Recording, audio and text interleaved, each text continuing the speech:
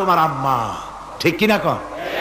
ছেলের জন্য, মেয়ের জন্য, সন্তানের জন্য সবচাইতে বড় পীর কে? বাপ মা। এটা ভালো করে মনে রাখতে হবে।